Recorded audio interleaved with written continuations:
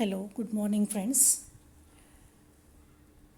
We have already discussed regarding the derivation of Michaelis Menten constant as well as the effect of environmental factors on enzymatic activity, that including pH, temperature, substrate concentration, and the effect of metal ions as a cofactor on enzyme activity. So, after discussing regarding the enzymes and the factors, we are discussing here assimilation of elements. The elements including carbon, nitrogen, and sulfur. So, three assimilations you have to discuss: assimilation of carbon, assimilation of sulfur, and assimilation of nitrogen.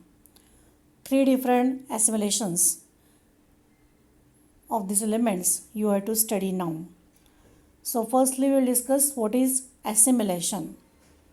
The assimilation is defined as uptake of nutrients and conversion of nutrients into bioelements or cellular constituent is called as assimilation. Nutrient घेणं आणि त्याचं conversion cellular कन्स्टिट्युएंटमध्ये करणं किंवा bio इलेमेंटमध्ये करणं ह्याला assimilation म्हणायचं. Nutrients carbon, nitrogen, sulphur हे nutrients आहेत, ते अपटेक किंवा घेणं. फक्त न्यूट्रियंट्स घेणं असं नाही, तर त्याचं कन्व्हर्जन सेल्युलर कन्स्टिट्युएंटमध्ये करणं त्याला ॲसिमिलेशन म्हणायचं. Nutrients available for the cell are not readily assimilable by the cell. These nutrients are available, but they are not easily assimilable by the cell. They can be taken by the cell, but not assimilated. नुसतं घेणं आणि assimilation याच्यामध्ये फरक आहे की nutrient घेतले जातात, पण त्याचं कन्व्हर्जन सेल्युलर फॉर्ममध्ये लगेच सेल्युलर कन्स्टिट्युएंटमध्ये लगेच होत नाही, म्हणजे ॲसिमिलेशन होत नाही. Before assimilation the nutrients are converted into reduced or oxidised form. The particular form of the nutrient is important for assimilation. Suppose, for example, carbon is present in the form of carbon dioxide.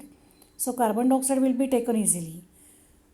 Nitrogen is present in the form of nitrate, nitrite, gaseous nitrogen and ammonia. So, ammonical form of the nitrogen will be assimilated, not nitrate. Similarly, in case of sulfur also, sulfur is present in the form of sulfate, sulfite, thiosulfate, sulfide or H2S, like that. So H2S will be reduced form of the sulfur that is easily taken up by the cell or assimilable by the cell. So it means that particular elements, whenever they are present in particular oxidized form or reduced form, or you can say in having the particular valency state or oxidation state, in that case only they can be easily assimilable. Otherwise they are not assimilable by the cell. So the form of the element or the nutrient, it is very important. Suppose nitrogen is present in the form of nitrate, then that nitrate should be reduced to ammonia. Then ammonical form is assimilated. नायट्रेटच्या फॉर्ममध्ये जर nitrogen असेल तर तो easily ॲसिमिलेबल होत नाही, पण नायट्रेटचं conversion अमोनियामध्ये झाल्यानंतर तो अमोनिकल फॉर्म जो आहे तो ॲसिमिलेबल होतो. म्हणजे ठराविक फॉर्म एलिमेंटचा जो आहे तो त्या ठिकाणी इसेन्शियल आहे ॲसिमिलेशन होण्यासाठी. So different elements are present or existing in different forms. Sulphate, sulphide, thiosulphate, carbon is present in the form of carbon dioxide, as well as nitrogen present in the form of nitrate, ammonia, like that. So these form have different valency state, or this form having different oxidation state. So when elements are present in specific valency state, they only it is assimilable. Whenever the elements are present in specific form or oxidation state, then and only then it can be assimilable. म्हणजे nitrate ammoniacal form, nitrogen ammoniacal फॉर्ममध्ये असेल तर ॲसिमिलेबल. Sulphur sulphide म्हणजे H2S फॉर्ममध्ये असेल तर ॲसिमिलेबल. Carbon carbon डायऑक्साईडच्या फॉर्ममध्ये असेल तर easily assimilable. So this is the meaning of assimilation, or this point should be taken into consideration, that different elements, they are present in different forms, but in specific form if they are present, then only can be assimilable. So we are studying here assimilation of carbon, and in assimilation of carbon we are studying Calvin cycle. You might have studied Kelvin's cycle in botany, Kelvin, Bassham and Benson cycle you might have studied, where we discuss the carbon is accepted or carbon is present in the form of carbon dioxide, which is fixed by ribulose 1,5-diphosphate, which is the primary acceptor of carbon dioxide. And then the further phases of the cycle occurs there, and energy in the form of NADPH or ATP will be generated that will be utilized for the biosynthetic purpose. So carbon in the form of carbon dioxide is easily assimilable by the cell. We know that carbon is very essential constituent or ingredient you can say, or it is integral part of the cellular component, because many macromolecules including DNA, RNA, proteins or amino acid as well as lipopolysaccharide, phospholipids, all these are having carbon. So without carbon there is no synthesis of this any type of the macromolecules, and therefore carbon is very important and is essential. So carbon is present in the form of carbon dioxide most of the time, and it is assimilable by the cell. So organism fix carbon dioxide by Kelvin cycle, where the primary carbon dioxide acceptor is ribulose 1,5-diphosphate. So ribulose 1,5-diphosphate is a primary acceptor of CO2, and whenever the CO2 is accepted and fixed by ribulose 1,5-diphosphate, Kelvin cycle will be operated there, and Kelvin cycle includes 3 steps. First one is the fixation of CO2, or it is known as carboxylation phase. Second one will be reduction of CO2, and third will be regeneration of ribulose 1,5-diphosphate. Carbon dioxide फिक्सेशनची जी phase आहे त्या फेजमध्ये रायबुलोज 1,5-डायफॉस्फेट हा जो component आहे तो त्या ठिकाणी प्रायमरी एक्सेप्टर म्हणून ॲक्ट होतो. सेकंड फेजमध्ये रिडक्शन होतं CO2चं, आणि थर्ड फेजमध्ये पुन्हा रायबुलोज 1,5-डायफॉस्फेट तयार होतं, म्हणून त्याला रिजनरेशन म्हटलेलं आहे. पहिली फेज म्हणजे CO2 fixation by ribulose one five diphosphate, secondly reduction of CO2, and third one regeneration of ribulose 1,5-diphosphate. So 3 phases are there in the Kelvin cycle.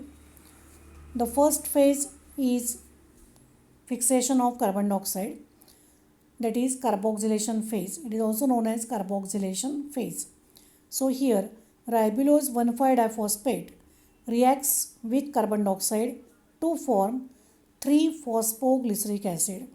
So ribulose 1,5-diphosphate हा मॉलिक्यूल जो आहे त्याच्यामध्ये 5 कार्बन आहेत, plus carbon dioxide enter झाल्यानंतर 6 carbon होणार. त्यामुळे तयार होणारं कंपाऊंड जे आहे ते 2 मॉलिक्युल्स 3-फॉस्फोग्लिसरिक ॲसिडचे तयार होतात, म्हणजे 3 दुणे 6. 3-फॉस्फोग्लिसरिक ॲसिडमध्ये 3 कार्बन असतात, असे 2 मॉलिक्युल्स म्हणजे 6 carbon total. So there is a fixation of CO2 by ribulose one five diphosphate. Ribulose 1,5-diphosphate reacts with CO2 to form 2 molecules of 3-phosphoglyceric acid. 3-PGA म्हणजे 3-phosphoglyceric acid. This 3-phosphoglyceric acid is further phosphorylated to form 1,3-diphosphoglyceric acid. 3-phosphoglyceric acid परत phosphorylation त्याचं होतं, म्हणजे आणखीन एक phosphate त्याच्यामध्ये add होतो आणि 1,3-diphosphoglyceric acid तयार होतं. Now the second phase will start, that is the reduction phase, in which 1,3-diphosphoglyceric acid is converted into glyceraldehyde 3-phosphate. Glyceraldehyde CHO, CHOH, CH2OP, glyceraldehyde 3-phosphate. So in reduction phase 1,3-diphosphoglyceric acid, C double bond OOP, CHOH, CH2OP, 1,3-diphosphoglyceric acid is undergoing reduction reaction. NADP is converted to NADPH to form glyceraldehyde 3-phosphate, CHO, CHOH, CH2OP, glyceraldehyde 3-phosphate. In regeneration phase, ribulose 5-phosphate is converted to ribulose 1,5-diphosphate. तर या reaction ज्या आहेत प्रत्येक फेजमधल्या ह्या आपण डिटेलमध्ये बघणार आहे. पहिल्यांदा कार्बॉक्सिलेशन, नंतर रिडक्शन आणि नंतर regeneration. In carboxylation phase it involves the single reaction catalyzed by ribulose 1,5-diphosphate carboxylase enzyme, where ribulose 1,5-diphosphate reacts with CO2 to form two molecules of 3-phosphoglyceric acid. 3-phosphoglyceric acidचे 2 molecules त्या ठिकाणी तयार होतात. During this synthesis, beta-keto acid is the intermediate compound, and the enzyme carboxylase, which is catalyzing this reaction, has molecular weight 550,000. This is the molecular weight of carboxylase enzyme. पहिली जी step आहे carboxylation phase, यामध्ये carboxylase enzyme त्या ठिकाणी ही reaction कॅटलाइज करतं. कुठली reaction? रायबिलोज 1,5-डायफॉस्फेट reacts with CO2 to form 2 molecules of 3-phosphoglyceric acid. 3-phosphoglyceric acidमध्ये 3 carbon आहेत. असे 2 molecules म्हणजे 3 वडे 6 कार्बनचं कंपाऊंड त्या ठिकाणी एकूण तयार होतं. म्हणजे फॉस्फोग्लिसरिक ॲसिडच तयार होतं, पण त्याचे 2 molecules. So this is catalysed by the enzyme carboxylase.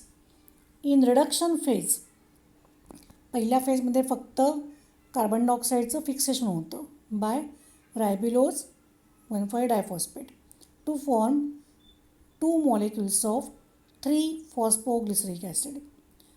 Now, reduction phase follows. In reduction phase, what are the reactions?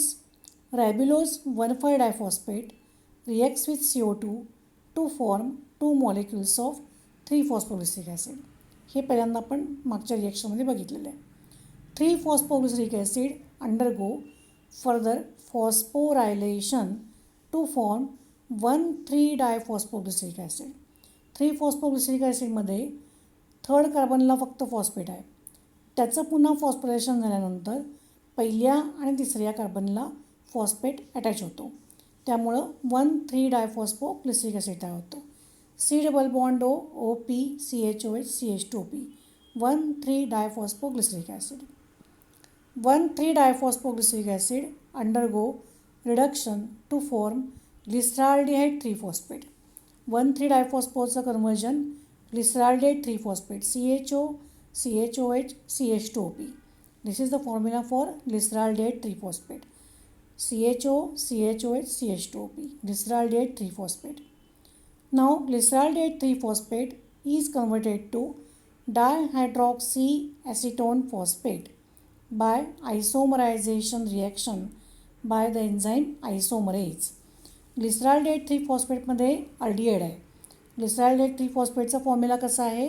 CHO CHOH CH2OP.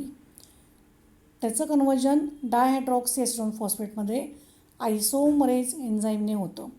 डायहायड्रॉक्सीएसिटोन फॉस्फेटमध्ये formula काय आहे? CH2OH C double bond O CH2OP, dihydroxy acetone phosphate. नाव glyceraldehyde and dihydroxy म्हणजे एक aldehyde एक ketone, they react together to form fructose one six diphosphate. ग्लिसरॉल्डिहाइडमध्ये 3 carbon आहेत, डायहायड्रॉक्सीमध्ये पण 3 कार्बन आहेत. हे दोन्हीही एकमेकाबरोबर रिॲक्ट होतात आणि काय तयार होतं प्रोडक्ट? Fructose one six diphosphate. 6 कार्बनचं कंपाऊंड तयार होतं fructose one six diphosphate. CH2OH C double bond O COHH CHOH CHOH CH2OP, fructose one six diphosphate CH2OP C double bond O COHH CHOH CHOH CH2OP. 1 carbon आणि 6 कार्बन फ्रुक्टोजमधला ह्या दोन्ही ठिकाणी फॉस्फेट ग्रुप, त्यामुळे फ्रुक्टोज 1,6-डायफॉस्फेट तयार होतं. रिॲक्शन काय काय आली लक्षात आलं? पहिल्यांदा रायबिलोज 1,5-डायफॉस्फेट कार्बन डायऑक्साईडबरोबर रिॲक्ट होतं आणि 2 मॉलिक्युल्स 3-फॉस्फोग्लिसरिक ॲसिड तयार होतं. 2 molecules of 3-phosphoglyceric acids are produced. 3-phosphoglyceric acid undergo phosphorylation to form 1,3-diphosphoglyceric acid. 1,3-diphosphoglyceric acid undergo reduction reaction to form glyceraldehyde 3-phosphate. Glyceraldehyde 3-phosphate undergo isomerization to form dihydroxyacetone phosphate. Dihydroxy and glyceraldehyde both condenses together to form fructose 1,6-diphosphate. Now, fructose 1,6-diphosphate is converted to fructose 6-phosphate by liberation of ATP. fructose 1,6-डायफॉस्फेटचं conversion fructose 6-phosphate होतं. एक ATP molecule liberate होतो. आता regeneration phase. Again I will repeat the reaction from first. Carboxylation phase. Ribulose 1,5-diphosphate react with CO2 to form 2 molecules of 3-phosphoglyceric acid. 3-phosphoglyceric acid undergo phosphorylation to form 1,3-diphosphoglyceric acid. Enzyme will be kinase. 1,3-diphosphoglyceric acid undergo reduction to form glyceraldehyde 3-phosphate by the enzyme dehydrogenase. Glyceraldehyde 3-phosphate undergo isomerization to form dihydroxyacetone phosphate. Enzyme will be isomerase. Glyceraldehyde and dihydroxy acetone phosphate condenses together to form fructose 1,6-diphosphate. Fructose 1,6-diphosphate is converted to fructose 6-phosphate. Now, next steps start. Fructose 6-phosphate and glyceraldehyde 3-phosphate condenses together. आता fructose 6-phosphate कुणाबरोबर react होतो परत? ग्लिसरॉल्डेट 3-phosphate. Fructose 6-phosphateमध्ये 6 carbon आहेत.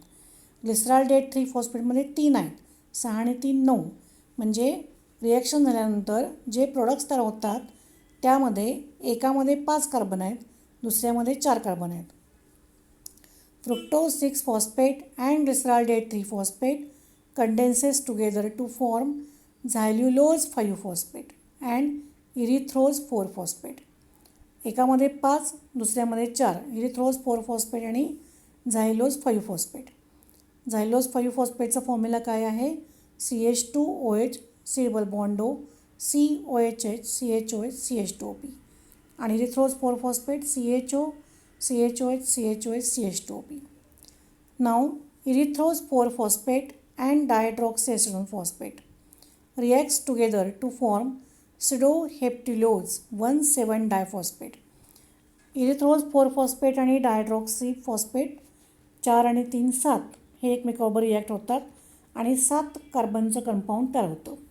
ते कुठलं आहे? स्युडोहेप्ट्युलोज. हेप्ट्या म्हणजे 7. स्युडोहेप्ट्युलोज 1,7-diphosphate. स्युडोहेप्ट्युलोजचा formula काय आहे? Sedoheptulose 1,7-diphosphate CH2OP C double bond O COHH CHOH CHOH CHOH CH2OP. 7 कार्बनचं कंपाऊंड स्युडोहेप्ट्युलोज 1,7-diphosphate. पहिल्या नंबरला आणि 7व्या नंबरला phosphate. Sedoheptulose 1,7-diphosphate converted to sedoheptulose 7-phosphate by generating ATP. Sedoheptulose 1,7-diphosphate पासून स्युडोहेप्ट्युलोज 7-phosphate तयार होतं. म्हणजे एक फॉस्फेट कमी होतो. तो फॉस्फेट ADP ॲक्सेप्ट करतं आणि ADP प्लस P म्हणजे ATP means 1 molecule of ATP will be generated. Sedoheptulose 7-phosphate and glyceraldehyde 3-phosphate condenses together to form ribose 5-phosphate. Sedoheptulose 7 आणि ग्लिसरॉल्डेट 3 7 आणि 3 10 मिळून 2 कंपाऊंड तयार होतात, रायबोज आणि झायलोज. त्यापैकी एक अल्डिहाइड आहे, एक कीटोन आहे. रायबोज 5-phosphate इज अल्डिहाइड आणि झायलोज 5-phosphate is ketone. So 2 compounds are formed, each containing 5 carbon atom. Now, ribose 5-phosphate undergo isomerization to form ribulose. रायबोज हा अल्डिहाइड फॉर्म आहे. त्याचं आयसोमरायझेशन झाल्यानंतर कीटो फॉर्म तयार होतो म्हणजे ribulose CH2OH C double bond O. And now ribulose 5-phosphate further undergo phosphorylation to form ribulose 1,5-diphosphate. म्हणजे पुन्हा regeneration झालं. पहिल्या स्टेपमध्ये कोण होतं एक्सेप्टर? रायबिलोज 1,5-diphosphate. आता तोच मॉलिक्यूल पुन्हा रिजनरेट झाला, तयार झाला. म्हणजे सायकल या ठिकाणी पूर्ण झालं. Now kelvin cycle will be completed here. Again I will repeat. CO2 is accepted by ribulose 1,5-diphosphate to form 2 molecules of 3-phosphoglyceric acid. 3-phosphoglyceric acid is converted into 1,3-diphosphoglyceric acid. 1,3-diphosphoglyceric acid undergo reduction to form glyceraldehyde 3-phosphate. Glyceraldehyde 3-phosphate undergo isomerization to form dihydroxyacetone phosphate. Glyceraldehyde and dihydroxy condenses together to form fructose 1,6 diphosphate. Fructose 1,6 diphosphate is converted into fructose 6-phosphate. Fructose 6-phosphate reacts with glyceraldehyde to form erythrose 4-phosphate and xylulose 5-phosphate. Now, erythrose 4-phosphate react with dihydroxyacetone phosphate to form pseudoheptulose 1,7 diphosphate. Pseudoheptulose 1,7 diphosphate is converted into pseudoheptulose 7-phosphate by generating 1 ATP. Pseudoheptulose 7-phosphate further reacts with glyceraldehyde 3-phosphate to form two compounds, each containing 5 carbon atom. One is xylulose 5-phosphate and ribose 5-phosphate. Ribose is aldehyde, xylulose is ketose. Sugar. Ribose 5-phosphate undergo isomerization to form ribulose 5-phosphate. Ribulose ketose. And ribulose 5-phosphate further undergo phosphorylation to form ribulose 1,5 diphosphate. In this way, the primary acceptor of carbon dioxide will be regenerated here. Now, what is the significance of Kelvin cycle? In each turn of the Kelvin cycle fixes one molecule of carbon that can be used to make sugar. One molecule of carbon हा त्या ठिकाणी fix केला जातो आणि sugar तयार करण्यासाठी. It takes 3 turns of the Calvin cycle to create one molecule of glyceraldehyde 3-phosphate. In each turn of the cycle, 3 ATP and 2 NADPH is the reduction process and 18 ATP and 12 NADPH are consumed to produce single molecule of glucose. 3 ATP एक सायकलमध्ये प्रत्येक टर्नमध्ये तयार होतात आणि 2 NADPH molecules तयार होतात आणि total 18 ATP molecules आणि 12 NADPH मॉलिक्युल्स कंझ्युम होतात to produce single molecule of glucose. So this is the significance of Kelvin cycle and this is the carbon assimilation. If you have any difficulty regarding the any point, you please ask me on WhatsApp. Okay, thank you.